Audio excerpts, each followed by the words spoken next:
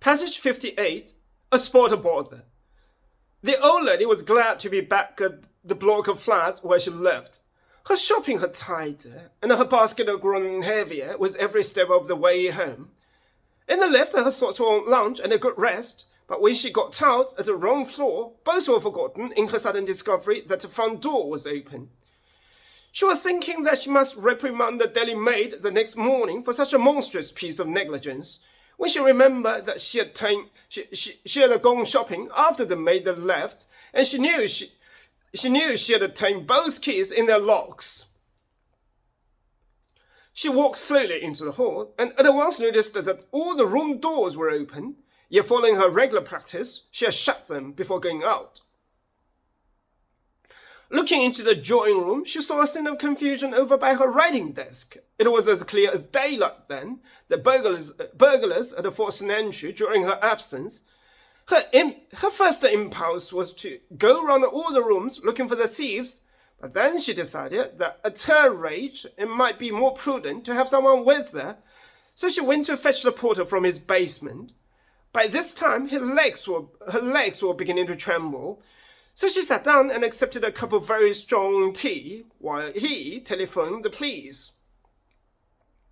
Then her composure regained. She was ready to set off with the porter's assistance to search for any intruders who might still be lurking in the flat.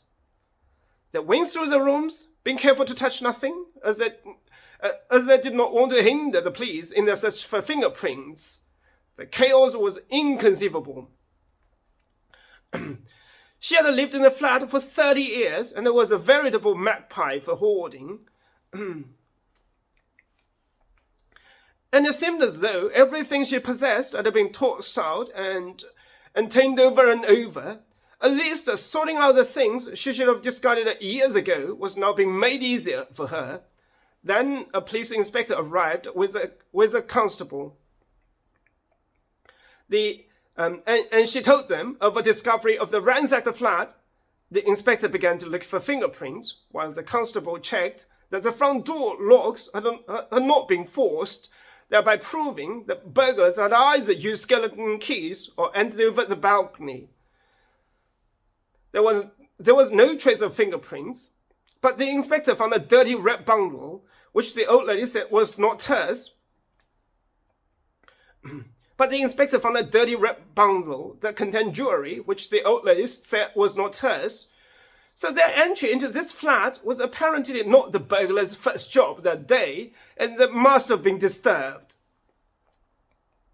Then the inspector asked the old lady to try to check what was missing by the next day, and had advised her not to stay alone in the flat for a few nights. The old lady thought he was a fussy creature, but since the porter agreed with him, she rang up her daughter and asked for her help in what she described as a little spot of bother.